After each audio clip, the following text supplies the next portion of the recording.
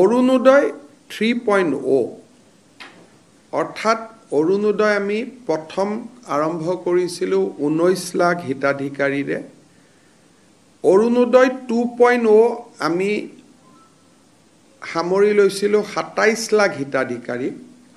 এতিয়া অৰুণোদয় 3 আমি সিদ্ধান্ত লৈছোঁ যে আৰু আমি প্ৰায় আপোনালোকে হিচাপ কৰিব লাগিব যে মই ফটক কৰি পূৰণ কৰি দিছোঁ।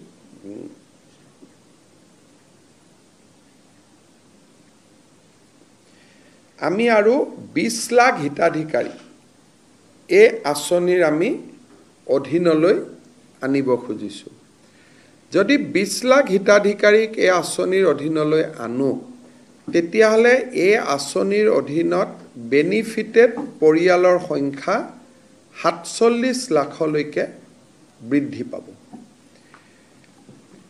আমি অৰুণোদয় 2.0 আধাৰ আৰু ৰেচন কাৰ্ডৰ লগত জড়িত নাছিলে। তাৰ কাৰণে মই যোৱাকালি পৰহি যেতিয়া উপায়ুক্তৰ সন্মিলন আৰম্ভ হৈছিল, মই কৈছিলোঁ যে কিছুমান অৰুণোদয় হিতাধিকাৰী অবাঞ্ছিত লোকৰ হাতলৈকেও যোৱাৰ কিছু তথ্য আমাৰ হাতলৈ নিৰ্বাচনৰ সময়ত আহিছিলে। সেইকাৰণে এইবাৰ আমি সিদ্ধান্ত কৰিছোঁ যে অৰুণোদয় আঁচনিটো পাবৰ কাৰণে ৰেচন কাৰ্ড থাকিবই লাগিব।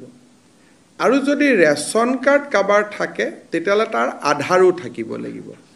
অৰ্থাৎ Arunodoi will be link with Aadhaar and ration card.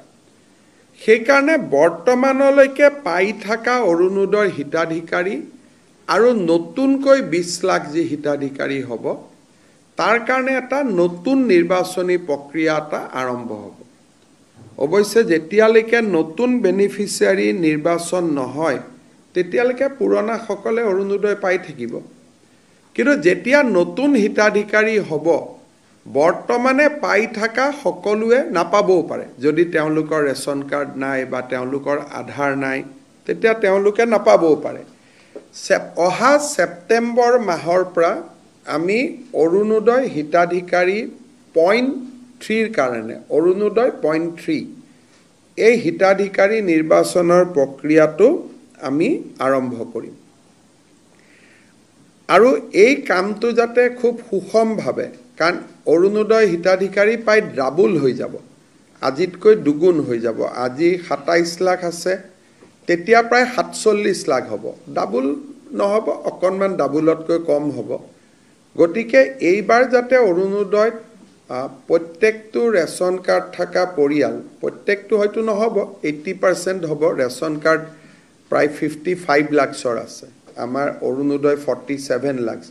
কিন্তু যিহেতু অৰুণোদয়ত ক্ৰাইটেৰিয়া আছে, 4খন গাড়ী থাকিলে নাপায়, মন্ত্ৰী MLA পৰিয়ালে নাপায়, পঞ্চায়তৰ পৰিয়ালে নাপায়, সেইকাৰণে আমি ভাবিছোঁ যে 47 lakh will be a sufficient number যোগ্যজনক দিবৰ কাৰণে।